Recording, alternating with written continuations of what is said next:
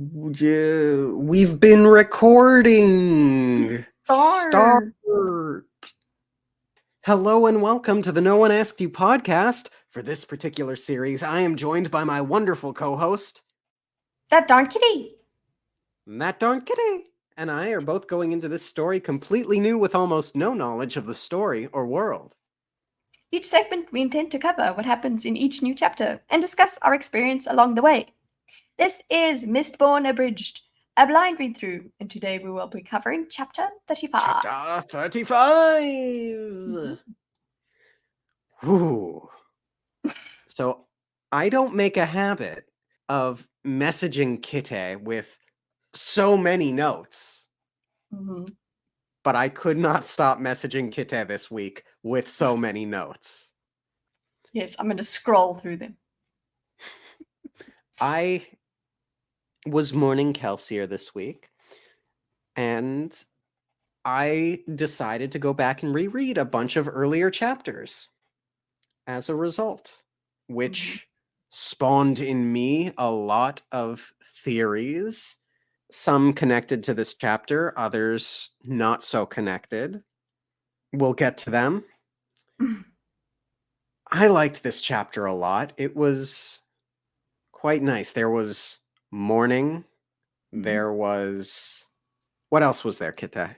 There was surprise. There was supernatural powers. Some revelations, I suppose.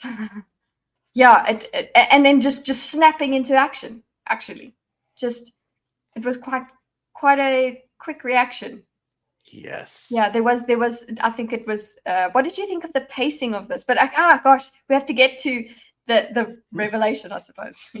Yes, there was so much incredible stuff. We witnessed the birth of a religion, essentially. Yes. Yes. As I was reading through the chapter, and before the reveal of this chapter, I finally made an association in my mind. Jesus Kelsier. And we've talked about Jesus Kelsier quite a bit in this series, but it finally clicked in my mind. Mary Magdalene, Jesus, Kelsier, Mary. Aha! Yeah, you did it. I did not. It didn't come to me at all. Like the Jesus thing obviously came to me in this chapter, but I didn't make the next leap. But I think we're aware that I don't make the usual leaps. The further leaps come from Dorkus, and that's what we're here for. I make some good hops and stuff. Hop, skips, and jumps. So my question is, did we see this coming? And I think back to when you and I were asked what our prediction was for the end of the series. And I feel like we gave sort of vague, it's going to be a mixed victory, but they're going to unlock, a bigger boss, the deepness type thing. We didn't get specific in how they would get to it. Yes. But I have said many times that I felt that Kelsier was on an unaliving journey. And we have observed in real time how he has been manipulating the ska, and it has caused concern for the crew, and we've noted it. I'd like to believe that on some level we more or less knew that this was his goal, especially with the conversation he had with Sazed. So I feel somewhat comfortable saying we knew he was going in this direction, but I honestly believed that Vin was going to either persuade him against it or save him in some way. I don't think I was. Okay, I did have Vin as persuading him to move against, to not do certain things. I had that in mind, but that was if he had been corrupted by his own plan. That's what I was worried about. Like when we did have the idea of, at least for me, it was, I knew that he was going, if he was going to die, that his plan was to be at least a martyr, at least somebody to be praised for his sacrifice, basically. That's as far as I thought, as far as I knew it would go. and that's and I thought that would be sufficient. It would be the fact that he had fought and therefore he's remembered, and that's it. You knew there was going to be this religion thing. That's what he was building. What I think we were worried about when we thought about that was that it was getting to him, that this was not just his plan, that he actually liked a little bit too much, and that it could corrupt him. That's what I was worried about.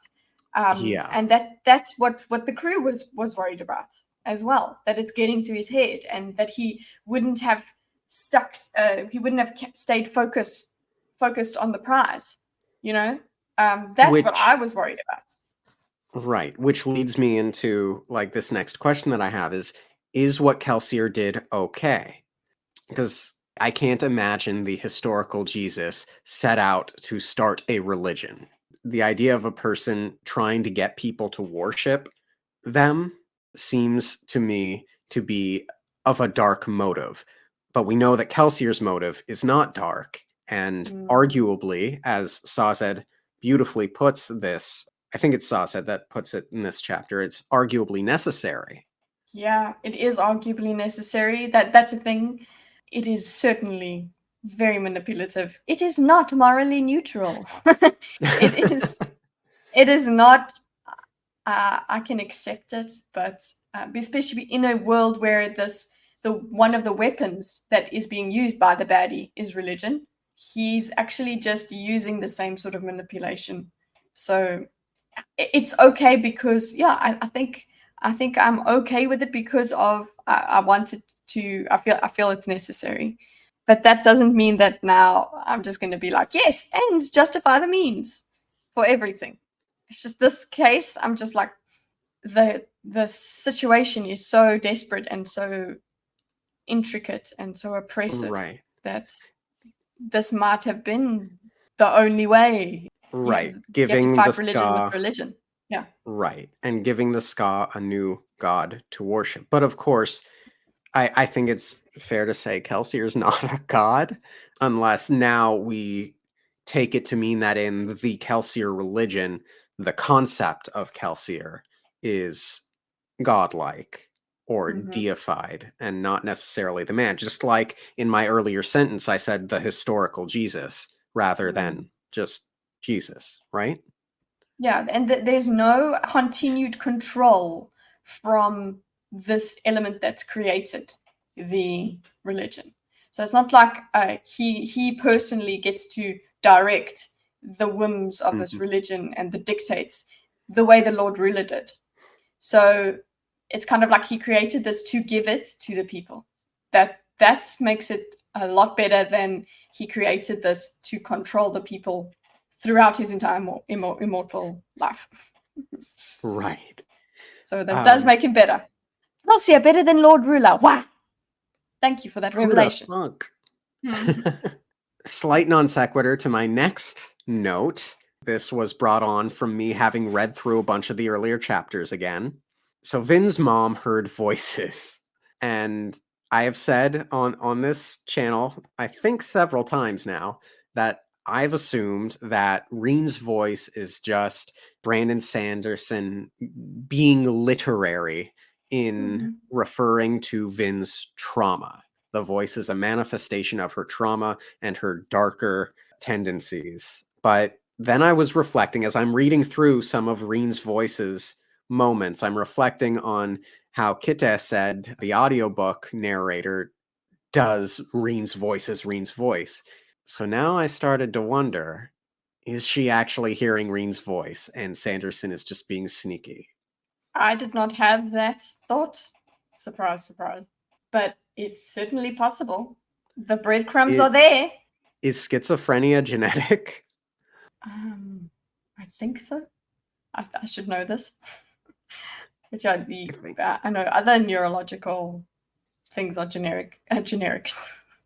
All the same, I feel like there must be something supernatural going on in regard to Reen's voice at the end of the day here. Did Dorkus call it? Don't tell us! Do not tell us. We are, it'll be so interesting to see if there's any discussion in the spoilers section of the Discord. Yes. I've muted it completely. I don't get any notifications, and don't mention us. Don't do any of that. But it'll be interesting to go through to read that revelation. So participate in that if you are so inclined. Yes, a bunch of folks have been asking how to discuss spoilers without spoiling it for us. Thank you very much for being as respectful about the no spoilers rule Thank you. as you've been thus far. I set up a category in ThatDarnKitteh's Discord. You can find the link to it on her channel. It's a neat group, sometimes spicy, but a lot of well-meaning people. And now there's a category specifically for Mistborn spoilers if you want to participate. Yeah. Woo. Exciting stuff. There are so many notes to get through. Okay. So the Khandra that stabbed Fedek is totally Renault, right? I mean, it could be. They're immortal, it seems. They're from one person to the next. I feel like that would be cool. I don't feel like that would be like wah wah. It would be cool. Right. There's a line in an earlier chapter. Oh gosh, how do I want to? Yeah, so the line is something to the effect of, the manor will be so grand that I wouldn't hesitate to host the Lord Ruler himself. Wouldn't that be an odd dinner party? So that was Renault and Kelsier speaking. And on one level, it's like, yes, the Lord Ruler dining with a Khandra would be an odd dinner party.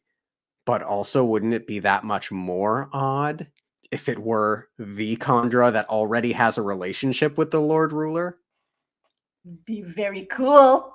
And we don't know how Kelsier got the 11th medal, but who's to say he didn't travel all the way north to where that mysterious metallic lake is and met the same Khandra and devised the plan. Yep. I think it's possible. It is. Another note on Khandra. I actually kind of called it. I guess we'll get there, I suppose. Sorry. Cool. I had asked in a previous chapisode how one pays a Khandra. And someone in the comments had made a vague post about the answer to that question being answered in a previous chapter. And as it so happens, I was already of a mind to reread each chapter, or the bulk of them, and I believe I found what this person was referencing. There's a line in one of the chapters that says something to the effect of, I used the bulk of the atium on Orasur's contract. And you will note that's the only mention of a contract within that context. I think they're like shipping contracts, etc., etc. But the name Orasur follows the same naming convention as Tensoon, the Venture Khandra. So is Renault's real name Orasur? Who? Sorry, wait. Who said Orasur? Kelsier said Orasur. Let me see if I can find it. Kelsier says, I'm already going to need some more atium. Doxson frowned. Already? Kelsier nodded. I spent most of it buying Orasur's contract, then I used my last bit at Trusting's plantation. Okay. No, that makes sense then. Especially if that's how you pay a con. Yeah. I was wondering why we hadn't. I hadn't gone. I remember being told how you pay a Khandra. It's such a passing line. I love the subtlety of it. Beautiful. And the name convention makes sense. Be careful in the comments. I do not want to encourage shenanigans that will ultimately lead to spoilers, but this one was kind of cool. Thank you. Thanks. None of that. I had a few wild theories this chapter. What if the 11th medal makes you immortal and Kelsier isn't really dead since he burned it? So now there are, well, 2 Kelsiers essentially running around? Spider-Man meme. Love it. Yeah, I love that theory. I will. It will blow my mind if it really comes to pass. But also, who's to say that a Khandra needs all of the bones? What if he just needs one, and there's a bunch of Khandras? What if there's an army of Khandras And we've gotten an army of Kelsiers next. And they just go about spreading the good word. He's got 13 Kandra, and they go about and spread the word of Kelsier. Which leads me to, how cool would it feel if we got a scene with the Lord Ruler and Kandra Kelsier, and the Lord Ruler actually displays some degree of fear and confusion because he thinks he's killed Kelsier twice already. But would he knows what Kandra are, so this is true. He would have to be just like, not thinking very clearly to not immediately assume Kandra. Yes. Okay, and then the final thing before we finally get into the chapter. I am sorry, guys, this has been taking a lot of time, but I hope it has at least been interesting. There's something in this chapter that suggests that Mistwraiths and Kandra are related. Now, I thought that we had determined that they weren't, that they were close, but not actually the same thing. But there was a line in here that made me think that they might actually be the same thing. And then as I was reading through earlier chapters, in reference to Mistwraiths, when Kelsier is mentoring Vin that first time, he says something to the effect in regard to Mistwraiths. And of course, the high nobility have devised their own uses for the creatures. Now, I had taken that to mean at the time, or at least I had imagined of that line, Mistwraith fighting pits. But what if the Kandra are made from Mistwraiths by, like, torturing them or using magic to elevate their minds in some way? What do you think of that? That I never went the torture route. I do remember that when we did first talk about Mistwraiths and taking the face of them taking the face of the person, I did say that, okay, so maybe they grow up and become more sentient and more intelligent. And that seemed like a far out theory to me. I was like, I mean, how many years do they have to live before they become like human enough to be conversational? But it seems like they are the same thing. So that's why we jumped from, okay, they're related, they're the same, to they're related. And right now, the related bit, I mean, they're being the same thing. I don't feel like there is a magic thing that turns them into a Kandra. I think they just naturally just grow up. But that's not to say that there isn't some magical thing you do to Mistwraiths. Now it's hitting me. I think you're right. Damn it. I'm speaking myself through it, and yeah, you're right. Without further ado, let's get into the chapter. I know what will happen if I make the wrong choice. I must be strong. I must not take the power for myself, for I have seen what will happen if I do. So, what do you think? Hey, could this turn into Kelsier's logbook? That's a new theory. Kelsier's logbook? Ooh. No, I don't think so. Yeah, but also just the having this before this chapter, just thinking about it, that is the difference between Kelsier and the Lord Ruler. Kelsier created the power. He's creating this power. He's not taking it for himself. The Lord Ruler continued. He created this godness of himself and continued to foster this religion for himself, in favor of himself and what he deems to be correct, which is still something that Kelsier had behind it, but he's not there anymore. It is still kind of transferred. The purpose is in this religion. He kind of transferred it to the people and is hoping for the best. Indeed. Okay. This whole I have seen what will happen if I do, we know prophecy is a thing and he's hanging out with the prophets. Do you think he has literally seen what will happen? Or do you think he has just like looked out upon the deepness and felt the deepness and is interpreting that his succumbing to it as a failure and therefore seen the end of the world? I feel like it's the prophets telling him that this has got to be. Gotcha. Yeah, because if this is in the logbook, right, we don't have this. This is not a perspective after. This is not like his continued diary afterwards.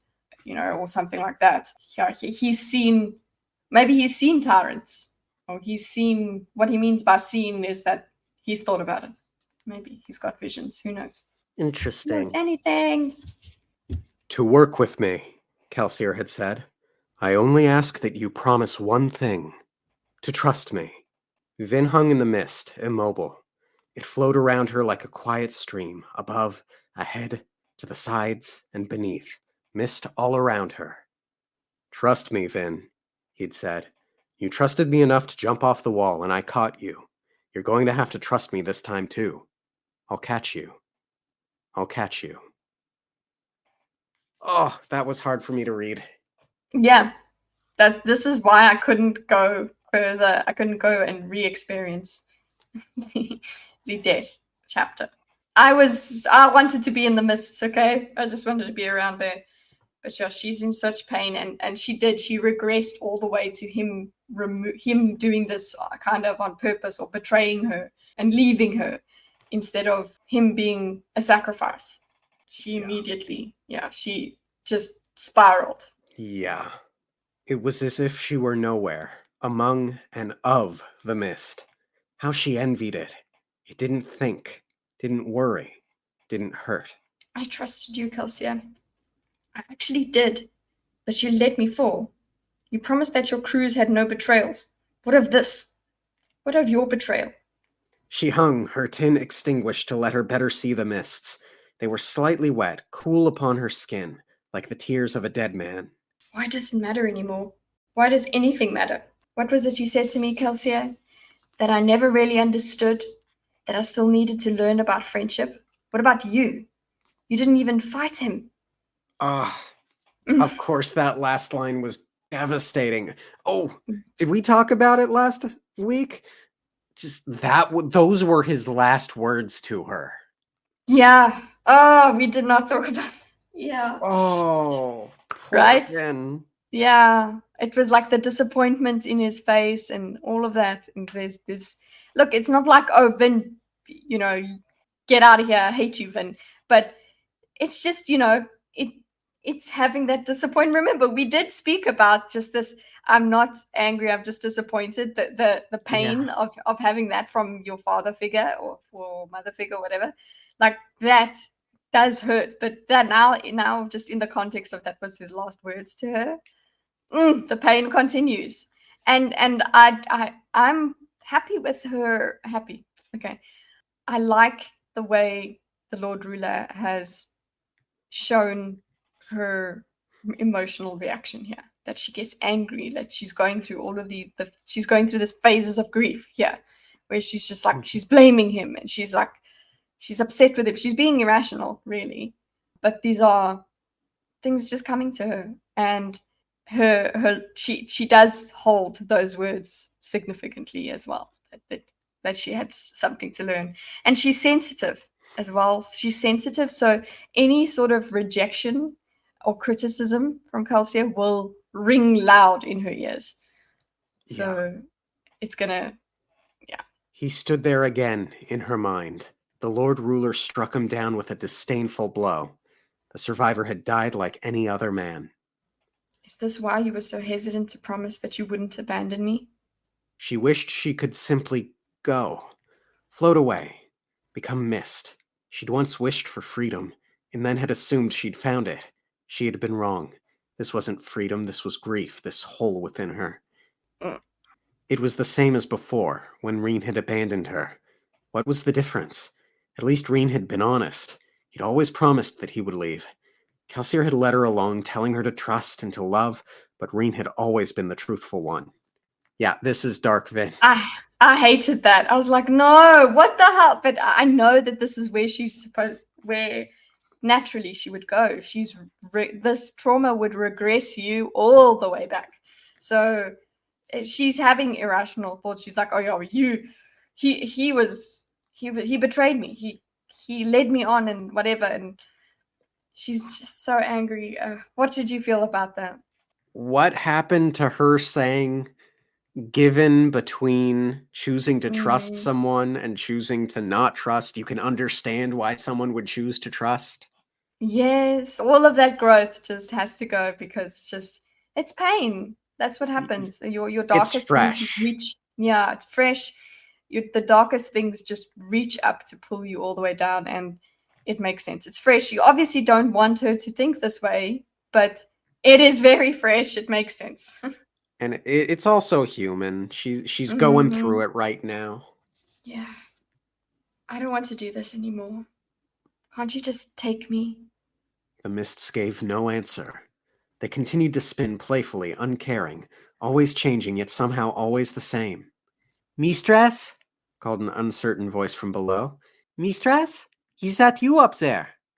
Vin sighed, burning tin, then extinguishing steel and letting herself drop. Her mist cloak fluttered as she fell through the mists. She landed softly on the rooftop above their safe house. Sazed stood a short distance away beside the steel ladder that the lookouts had been using to get atop the building. Yes, Saz? She asked tiredly, reaching out to pull up the 3 coins she'd been using as anchors to stabilize her like the legs of a tripod. One of them was twisted and bent, the same coin she and Kelsier had gotten into a pushing match over so many months ago. Oh, that hurt, man. I didn't. That's the kind of thing that happens. It's you have the little memory things all over the place. But Yeah. that's grief, where your brain points all of them out, all of these little memory things out, and that was a massive like token, and she still got that in her coin pouch, and because I was like, oh, she's taking the coins back. That's what she does. She never just leaves them around. Yeah. That's normal. That's within character. But that bent coin, she keeps. Noteworthy, and I think I have this thought about several things in this chapter, and with hindsight, that bent coin is kind of a religious artifact now, isn't it? Mm-hmm. Yeah. Well, if she went and said, "Hey, Lord Calcia pushed against this," and it is a religious artifact, but to her, it's It's just a a memory memento. to her. Yeah, it's a Yeah. memory. That is the difference. That's a great entryway into the discussion about what Calcia did being okay versus not. What Calcia did to his friends versus what Calcia did for the scar. Hmm. I mean, you obviously go, oh well, millions of scar. It they do take precedence. It's for their betterment. So we have to, and the friends have to understand it. Yes. I'm sorry, mistress. I simply wondered where you had gone. She shrugged. It is a strangely quiet night, I think. A mournful night. Hundreds of Ska had been massacred following Kelsier's death, and hundreds more had been trampled during the rush to escape. I wonder if his death even meant anything. We probably saved a lot fewer than were killed. What do you think of that one? Oh, it's just the hopeless thing. It's like, oh, his death means a lot. This whole thing is very very big. You, Without, yeah. Sorry. I'm not a philosophy major, but you might know this. What's the school of philosophy that basically reduces everything to a moral equation, more good versus more bad in the world? I actually did learn about this. I'm waiting for it. Oh, come on, is with the T. It's on the tip of my tongue. I've got it. I actually was thinking about it the other day. Oh god damn! I wish I could. Oh, I'm so upset It'll because I could come say up. I knew something. Come on, it's gonna come up while we're reading, and then I'm gonna just say it. Oh. Point is, in the mediate of it, the math, as she observes, doesn't quite work out. Saving them cost 3, 4, 5 times that many their lives. But at the same time, you play that tape forward toward the end of this Mm-hmm. chapter, you have to consider it's going to save a lot more in the long run. So, Yeah, these are the exactly. questions. But yeah, but it's just dark thoughts. She's hopeless, so she's not taking the thought forward in hope. She's left hope behind. She's just going to view everything as bad. And I know one of the words that people would think is, oh, it's consequentialism, so where the consequence is. That's not the word that I'm thinking of. Utilitarianism? Utilitarianism! Yes, that's the one. Utilitarianism. It was like in my first module. Come on. Anyway, slain by evil men, mistress. Ham often asks if there even is such a thing as evil. Master Hammond likes to ask questions, but even he doesn't question the answers. There are evil men, just as there are good men. Vin shook her head. I was wrong about Kelsier. He wasn't a good man. He was just a liar. He never had a plan for defeating the Lord Ruler. Don't, it's like, okay, let it out. It's okay. It's okay Yeah. when you need to say it. Yeah. And of course, Sazed just handles it in his Mm-hmm. cool, calm demeanor, as always. Mm-hmm. Perhaps. Or perhaps he never had an opportunity to fulfill that plan. Perhaps we simply don't understand the plan. You sound like you still believe in him. I do, mistress. How? How can you? Belief isn't simply a thing for fair times and bright days, I think. What is belief? What is faith? If you don't continue in it after failure. Vin frowned. Anyone can believe in someone or something that always succeeds, mistress. But failure, now that is hard to believe in, certainly and truly. Difficult enough to have value, I think. Vin shook her head again. Kelsier doesn't deserve it. You don't mean that, mistress. You're angry because of what happened. You're hurt, Oh, I mean it. Vin said, feeling a tear on her cheek. He doesn't deserve our belief. He never did. Ah, she's so young. She's so just the pain. She's lashing out by saying these things. She's so Yeah, pain. So that this is all her pain. yeah. The Ska think differently. Their legends about him are growing quickly. I shall have to return here soon and collect them. You would gather stories about Kelsier? Certainly. I collect all religions. This is no religion we're talking about, Sazed. This is Kelsier. I disagree. He is certainly a religious figure to the Ska. But we knew him. He was no prophet or god. He was just a man. I think this is what spawned my question that I asked at the start of this episode regarding, is what Kelsier did okay? Historical Jesus comparison to biblical Jesus, and those questions. Perfect illustration here. So many of them are, I think. That's what I was that's what I want to talk about. Go for it. There's so many of them are. I think he says there is a lot. That is how religion works a lot of the time. Is that an ordinary person has come along but has done extraordinary things, and it takes on a life of its own, especially in this context. Like there are so many religions that Sazed has spoken about. So it's very true that so many of the figures, especially in this world, they were just men, but what the belief achieved, it doesn't take away from that belief, that faith that he's speaking about. So it's kind of it asks quite a beautiful question. So what if he's just a man and not a god? Can we worship the ideals that they fight for? Hope. Exactly. So religion, I suppose, is when you just turn into worshipping the person as if they are the thing, rather than worshipping the ideals, or praising the ideals that they stand for. Well said. Thank you. Vin shook her head. They stood there for a moment, watching the night. What of the others? They are discussing what to do next. I believe it has been decided that they will leave Luthadel separately and seek refuge in other towns. And you? I must travel north, to my homeland, to the place of the keepers, so that I can share the knowledge that I possess. I must tell my brethren and sisters of the logbook, especially the words regarding our ancestor, the man named Rashek. There is much to learn in this story, I think. His eyes shifted to catch hers. This is not a journey I can take with another, mistress. The places of the keepers must remain secret, even from you. Of course he'd go too. I will return, he promised. Everyone's leaving her. Yeah, and she's getting these signals, so she's in this very vulnerable state, and she's taking everything as rejection and abandonment. Hell, So she could saying, go to Ham and say, "Hey, can I come with you?" yeah, Even Breeze would take her, and she's not alone. mm-hmm. But oh, it Like hurts. maybe Ham would actually just like, yo, you're my niece, or maybe at least Breeze or Spook would take her. Come on, Spook ain't leaving her. Yeah, Sure you will, just like all the others have. The crew had made her feel needed for a time, but she'd always known it would end. It was time to go back to the streets, time to be alone again. Mistress, do you hear that?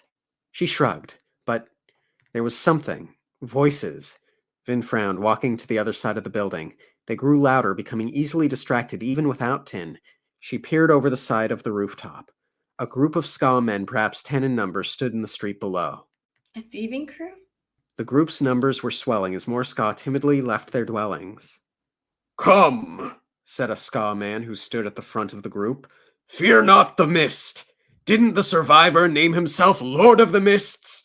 Did he not say that we have nothing to fear from them? Indeed, they will protect us, give us safety, give us power." As more and more ska left their homes without obvious repercussions, the groups began to swell further. Go get the others. Good idea. "Your friends, your children, your fathers, your mothers, wives, and lovers," the ska man said, lighting a lantern and holding it up. "They lie dead in the streets not a half hour from here. The Lord Ruler doesn't have the decency to clean up his slaughter." The crowd began to mutter in agreement. And it's at this point, you know more or less where this chapter is going to go, I think, yeah? Mm-hmm. Yeah, I do kind of go, okay. "Even when the cleaning occurs, will it be the Lord Ruler's hands that dig the graves? No, it will be our hands. Lord Kelsier spoke of this." "Lord Kelsier," several men agreed. The group was getting large now, being joined by women and youths. Clanking on the ladder announced Ham's arrival. He was joined shortly by Sazed, then Breeze, Dachshund, Spook, and even Clubs. "Lord Kelsier," proclaimed the man below. Others lit torches, brightening the mists. "Lord Kelsier fought for us today. He slew an immortal inquisitor." The crowd grumbled in assent. But then he died. Silence. "And what did we do to help him? Many of us were there, thousands of us. Did we help? No. We waited and watched as he fought for us. We stood dumbly and let him fall. We watched him die. Or did we? What did the survivor say? That the Lord Ruler could never really kill him? Kelsier is the Lord of the Mists. Is he not with us now?" Vin turned to the others. Ham was watching carefully, but Breeze just shrugged. "This man's obviously insane, a religious nut."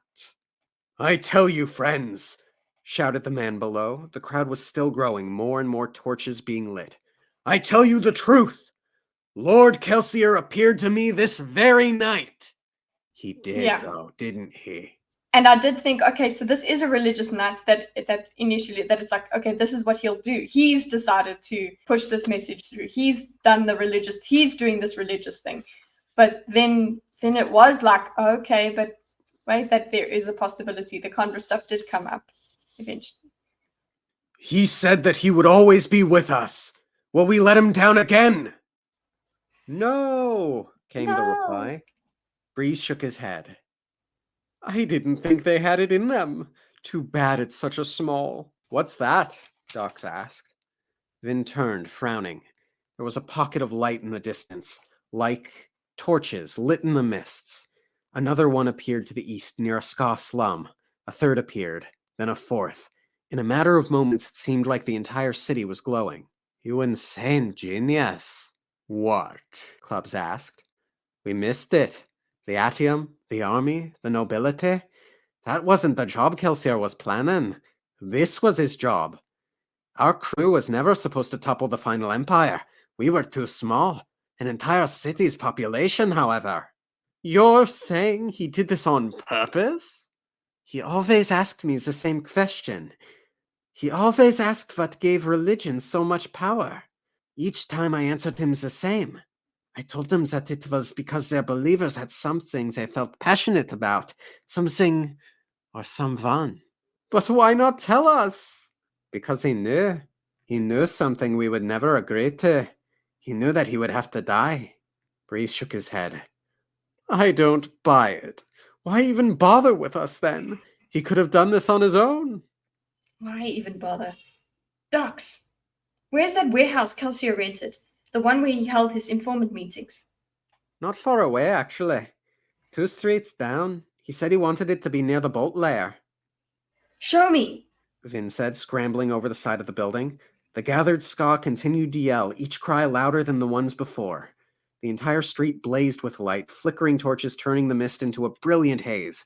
Dachshund led her down the street, the rest of the crew trailing behind. The warehouse was a large, run-down structure squatting disconsolately in the slum's industrial section. Vin walked up to it, then flared pewter and smashed off the lock. The door slowly swung open. Dachshund held up a lantern, and its light revealed sparkling piles of metal.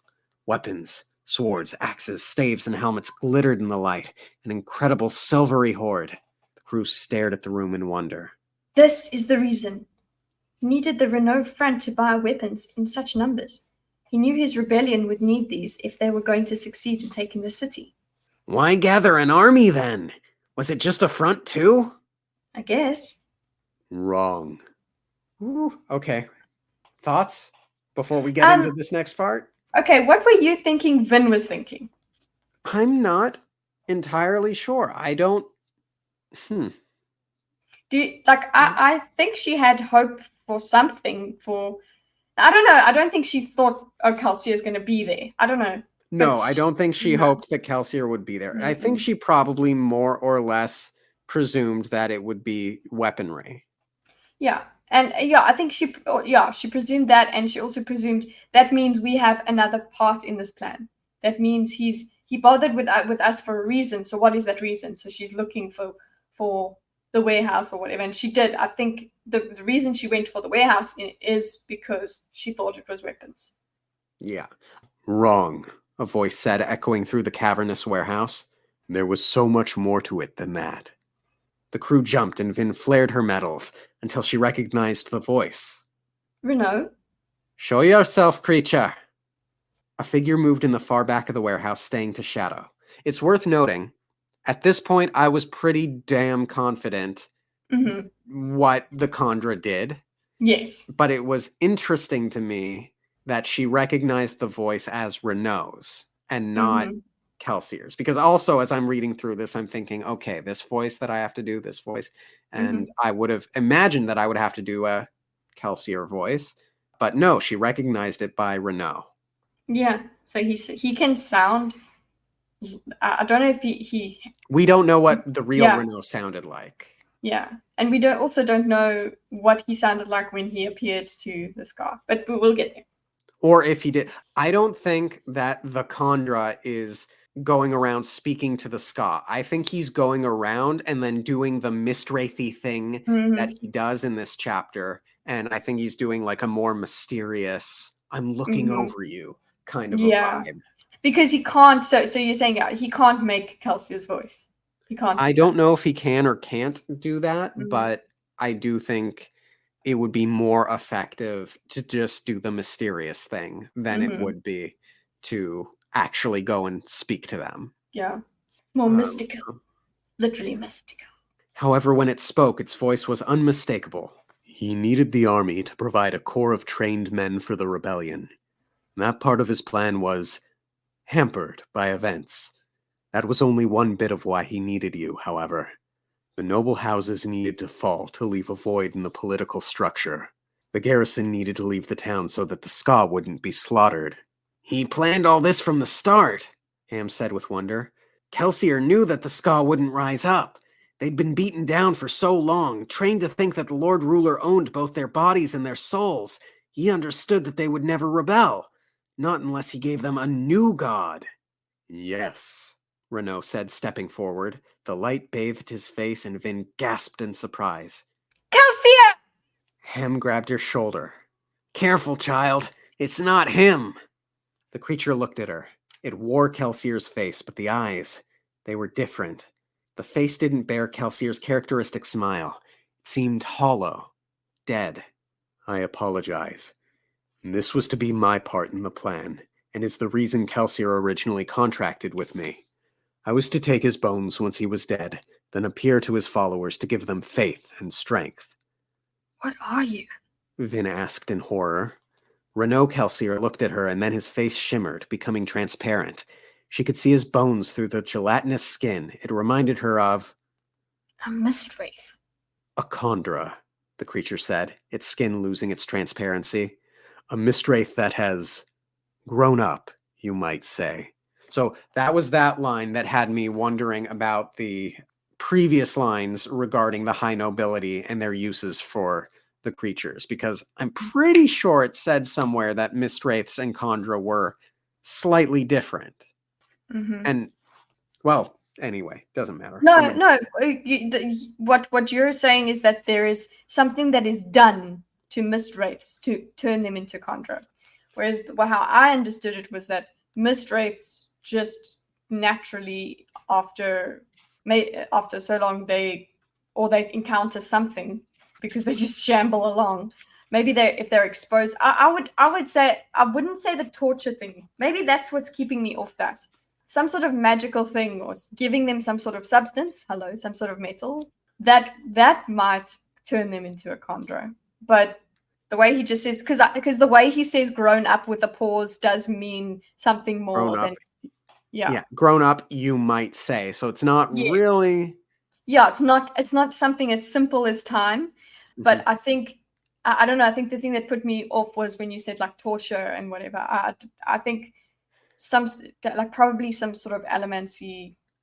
Or maybe like if it's force-fed brains of intelligent creatures, maybe it becomes more intelligent. I hate how sinister that is, but I want you to be wrong. I want you to be wrong.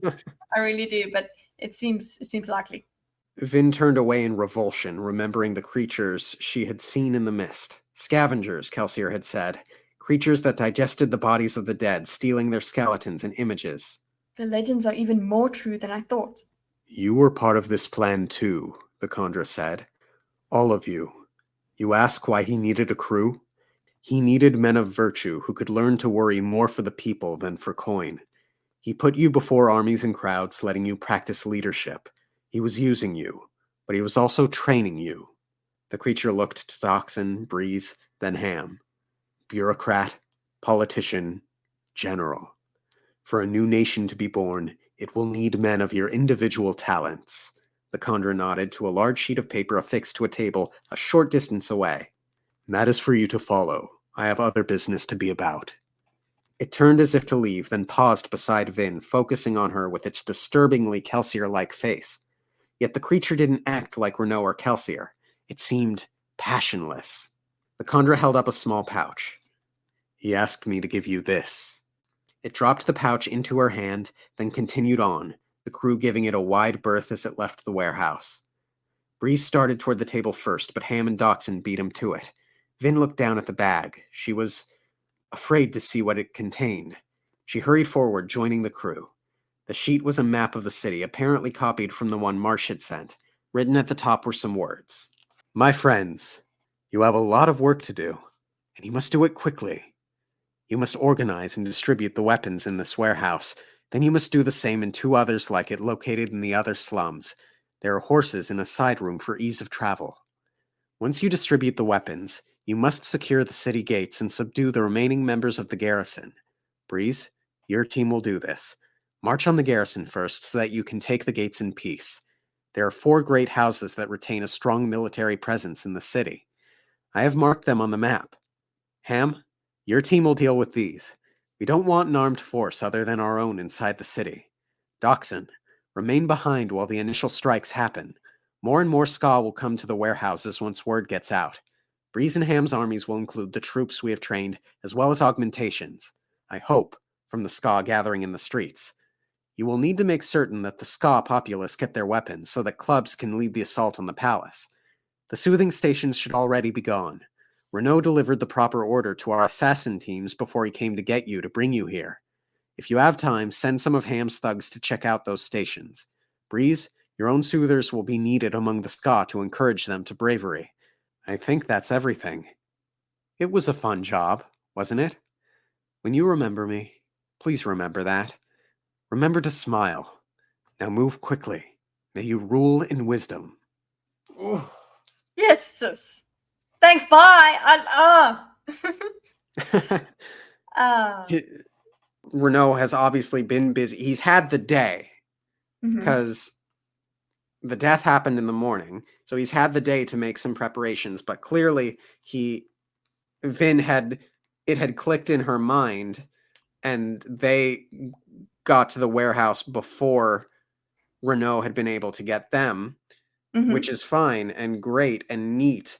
But also, Kelsier hadn't been planning on dying that day. Yeah. So there was a point I wanted to make, and it's escaped me. Well, okay, so Kelsier wasn't planning on dying that day exactly. Yeah, he didn't know they were going to be prisoners and all of that stuff. I think this plan was just going to be it was just going to be whenever the moment presented itself. So it could have been when he at a different time, but he had organized with the Khandra that, okay, you will take my bones once I've died. I don't think there was a specific day that he had planned for, because there were things that he wasn't sure of, and we were in his POV where he was like I can't, not today, and he in his POV he wasn't like, okay, this is what needs to happen. He was fighting and everything. The Lord Ruler was not in his plan, I don't think. I mean, the Lord Ruler. I mean, it worked out really well for him. Yeah, it had to be. I think he thought he was. I think he knew he would be killed by the Lord Ruler. That's what I mean, actually. I think he was planning on orchestrating it in that way, certainly. Yes, definitely. And I think that basically there was just the mechanism. Listen, if I die, make sure you get my bones and appear to my followers afterwards. Right. Which leads into the question, now seems as decent a place to put it in because it feels topical now. Mm-hmm. I think the question that I asked at the end of last week's episode, when I recorded it an hour ago, did Yedden's failure facilitate Kelsier's success? Because it was Yedden failing that allowed for there to be an army corps to rescue the prisoners, which allowed for Kelsier to focus on the Inquisitor, which drew out the Lord Ruler, which I think earned him more fame than he had expected by a mere confrontation with the Lord Ruler. What do you think? Look, I think a mere confrontation with the Lord Ruler, there's no such thing as a mere confrontation with the Lord Ruler. So the fact is, anybody confronting him in any sort of way is unheard of. So it would have been still quite a fame-inducing thing. But the way that it turned out, yes, is because of Yedden's failure. I love how beautifully all the threads came together.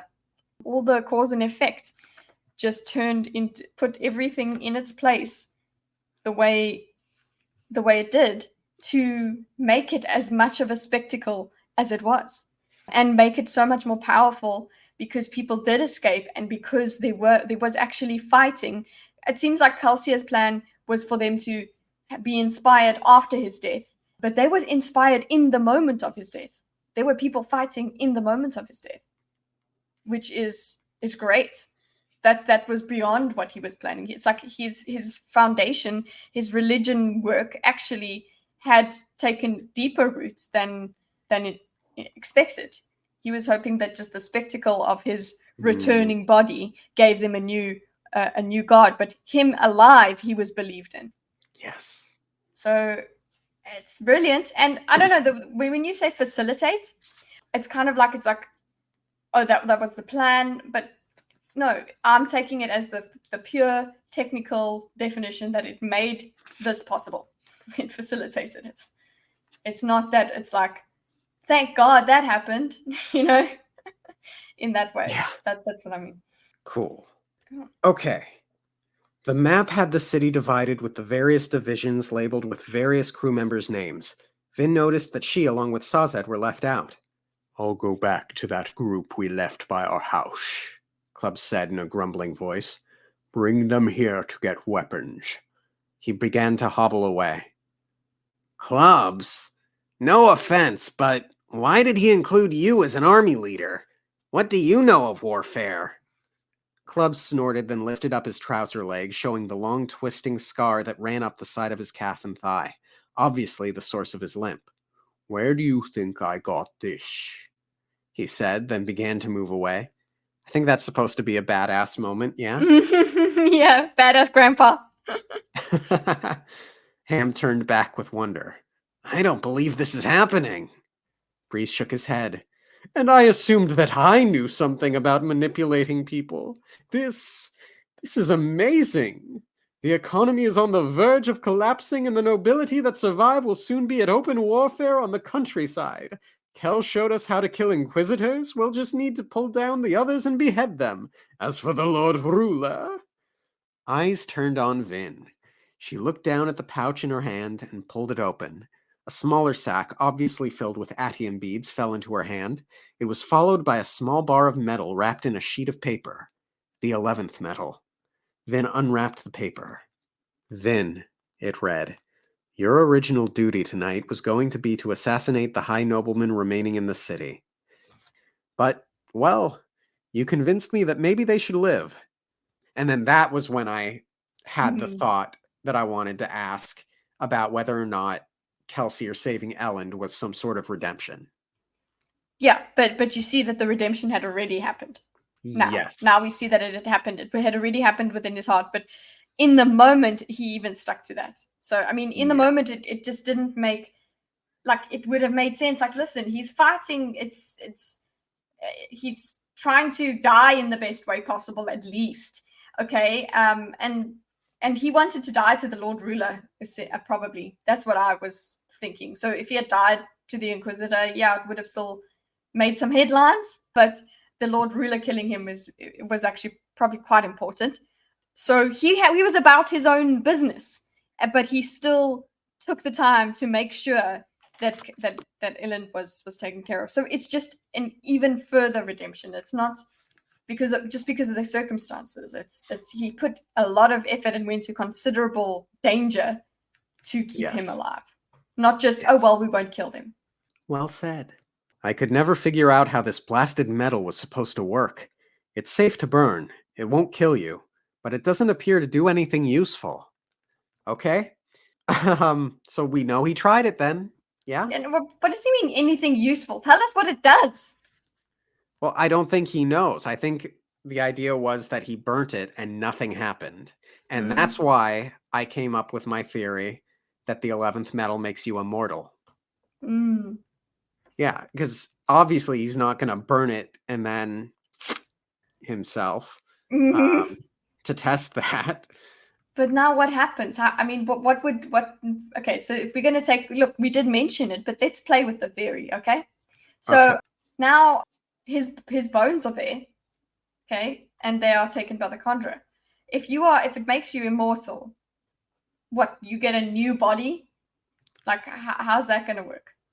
I think it's that you regenerate. Yeah.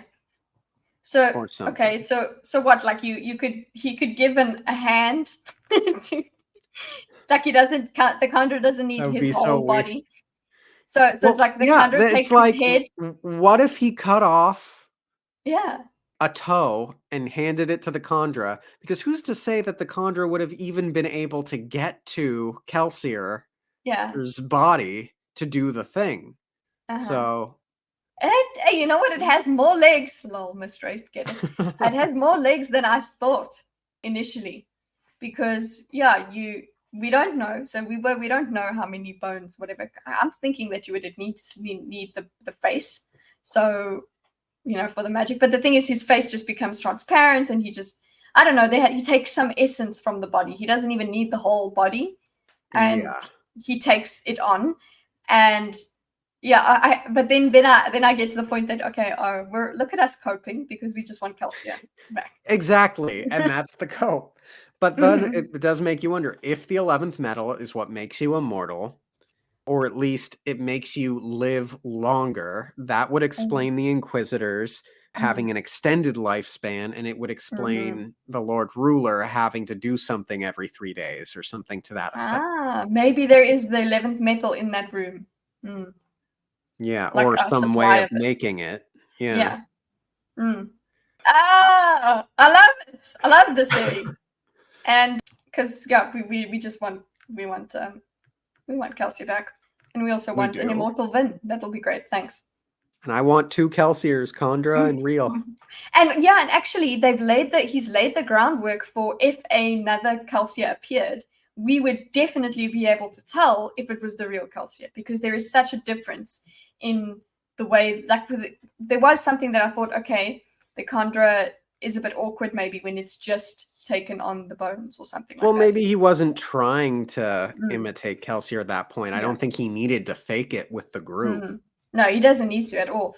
But there is a difference that if you know the person, you will see there's something missing from them when the Kandra is there.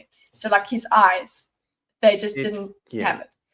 I imagine it's hard to imitate that spirit, Kelsier. Yeah, the spirit. Yeah, the Kelsierness of him. It's all dead and creepy. Like I love the way that was described. It's really disturbing, uncanny valley Kelsier. So this has been, if we were trying to find ways that that this theory could go forth, we now have an ability to tell when there is the real Kelsier, because there's no way that the Kandra could imitate him perfectly. Right. So we know that this image, we have details about how Kandra work, at least. If you're reading this, then I failed to figure out how to use it when I faced the Lord Ruler. I don't think it matters. The people needed something to believe in, and this was the only way to give it to them. Please don't be angry at me for abandoning you. I was given an extension on life.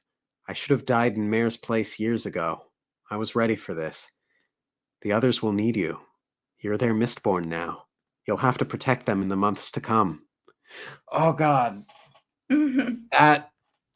That was like some sort of... It affected me. Like, it got me. And it's a substantial shift for Vin. A substantial psychological shift. She now has a certain degree of ownership over the group now. She has her family now. She has purpose. Think in this line. It's so like the issue of abandonment and betrayal. I think, didn't we have a discussion a while ago about having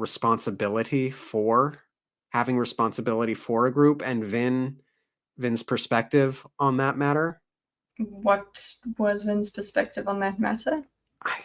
I don't remember. It may not have even been a Mistborn thing. We talked about responsibility and fatherhood, and maybe like Kelsier's perspective changing, feeling like Kelsier feels responsible for the group in some way. I think it was after, yes, we had this conversation. It was after the Credit Shaw chapter that Kelsier had a psychological shift about feeling responsible for Vin, and how it would hopefully calm him down and make him take less risks. This is a similar shift. It's not exactly the same one for one, but I think that it should be a substantial shift for Vin in how she views herself and responsibility and being a part of a family.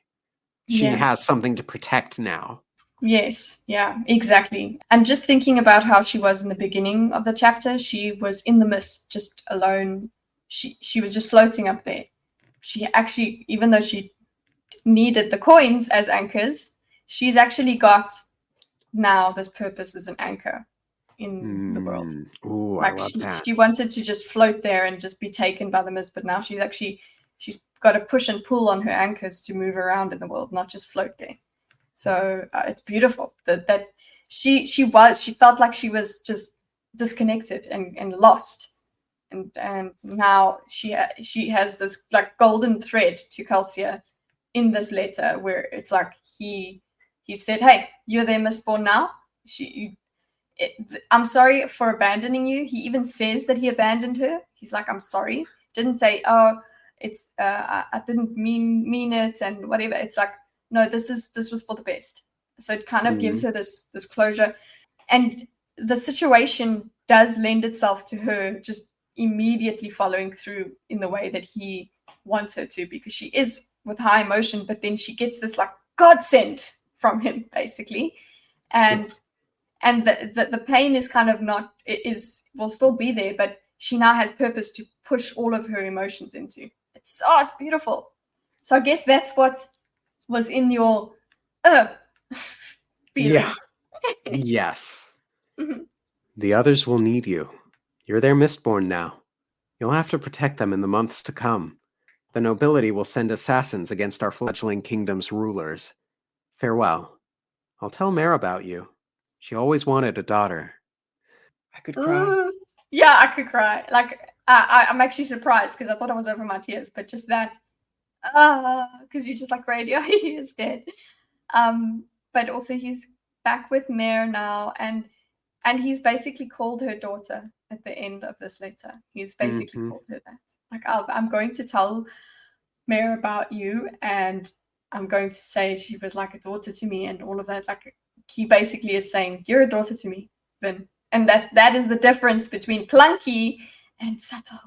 It's beautiful, Yes. and I actually am. Yeah, I'm tearing up now. Yeah, I should have died in Mare's place. Like that is just the way he was feeling. So, also, like, practical note, unless you have more to say on the emotional note, which I'm all here for. No, go on. Practical note, he said, "When I faced the Lord Ruler." So that does put into perspective that yes, he wanted to die, or he at least planned to die facing the Lord Ruler. And he just got the opportunity on that day. Yes. What does it say, Vin? It says that he doesn't know how the 11th metal works. He's sorry.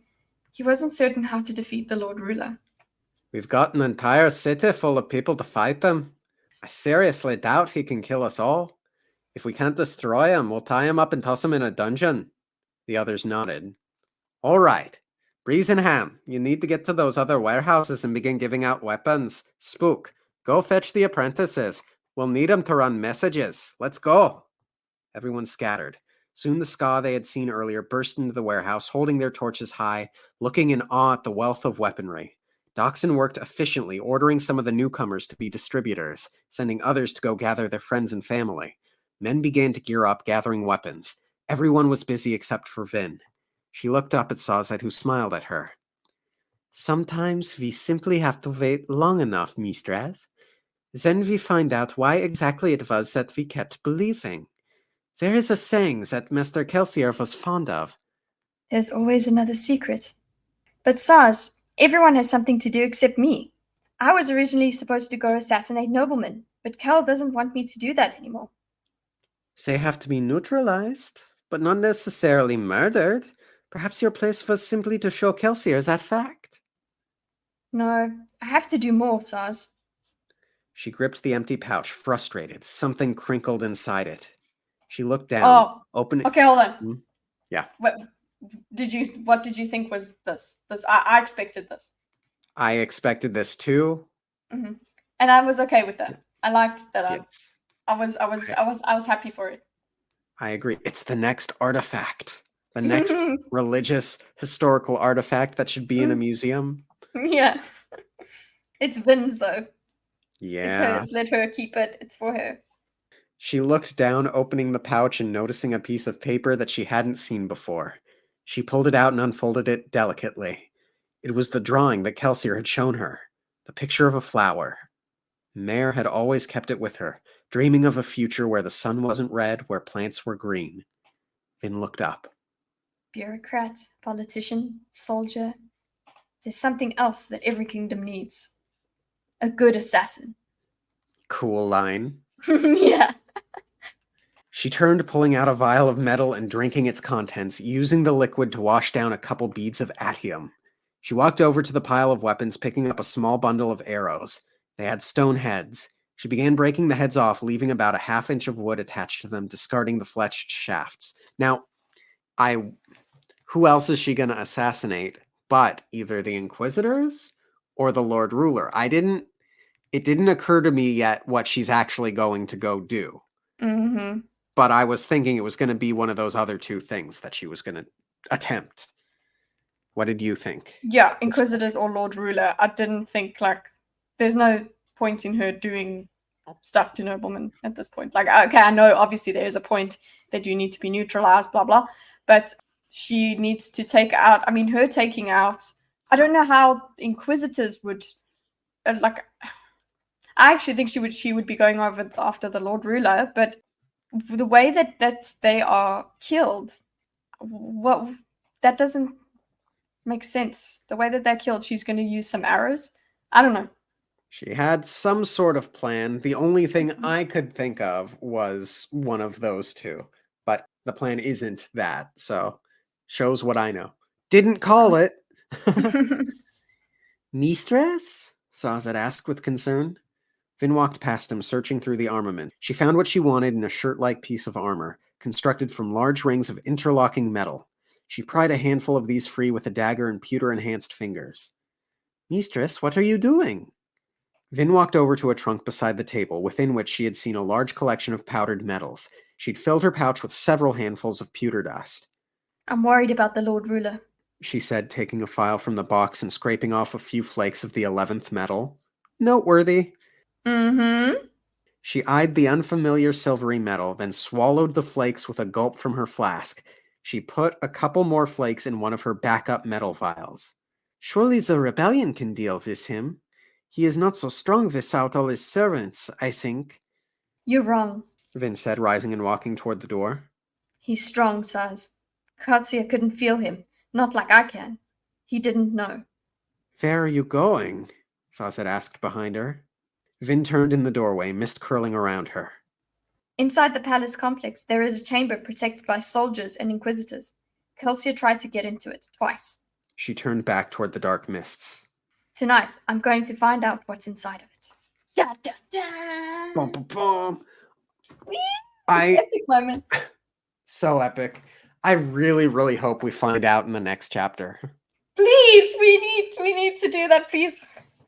I really liked this chapter. I hope, as everyone can tell from the many notes that I shoved into the end of 34 and front-loaded with this chapter, I hope things weren't a little too janky with how much I front-loaded all my notes this time around.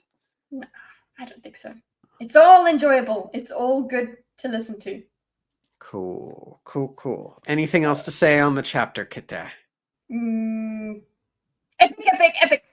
Epic, epic, epic. If you haven't subscribed to ThatDarnKitteh, go and do so. She's got a great channel where she does diagrams and panel shows. And if you go to her channel, you can get a link to the Discord where we do have a Mistborn section where you're not allowed to tag us in it, but you can discuss spoilers. Yeah. Thanks for tuning in. And I was going to end it in the same way that my favorite podcasters end their series, their thing. They go, we hope you keep listening and we hope you keep it weird. But I'm not going to do that. Subscribe to the No One Asked You podcast. Bye. Bye. Calcia shook her head again. Calcia shook her head, eh? Whoops. I was originally supposed to go and assassinate.